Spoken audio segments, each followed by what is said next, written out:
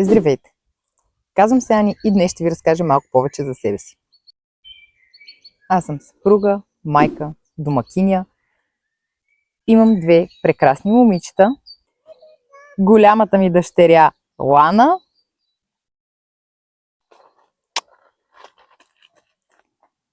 и малката ми дъщеря Лия. За съжаление, мъжкото тяло до мен в момента го няма, тъй като е на работа, но в по-късни видеа може би и него ще го видите. Вкъщи отглеждаме 5 кучета, да, колкото и странно да звучи, 5 са, но живеем в къща, което позволява такъв голям брой кучета да имаме.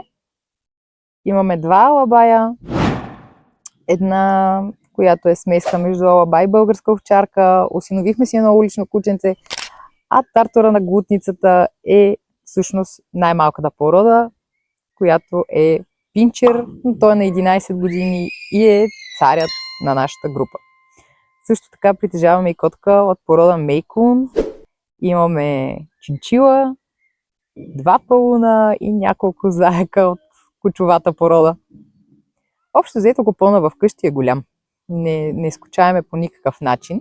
И след цялата тази информация се питате защо имаме толкова много животни. Аз като цяло съм любител на кучетата, обожавам ги, както и може би по-масивните и големи породи. Казала съм, че след време ще си взема чехословашки вълк, но до тогава има доста време.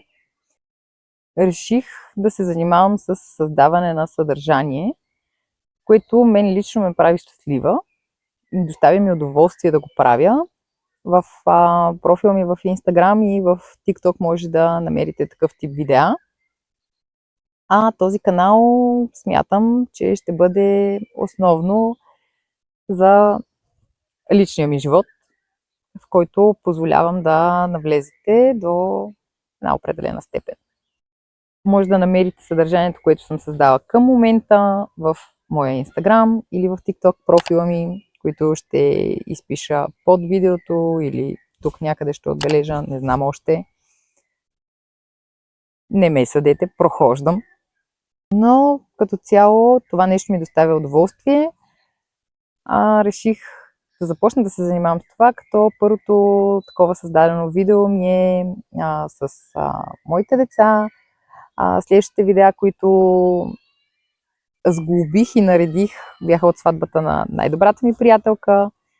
А след това имам и няколко рекламни видеа за Леатон, имам и за Роял Канин, също така и с продуктите на Ina Essentials.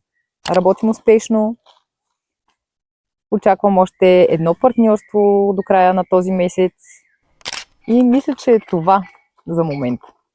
Пишете в коментари, ако нещо друго ви е по-интересно или искате някакъв друг тип съдържание да видите от мен. Ще ми бъде приятно да кажете какво искате да гледате.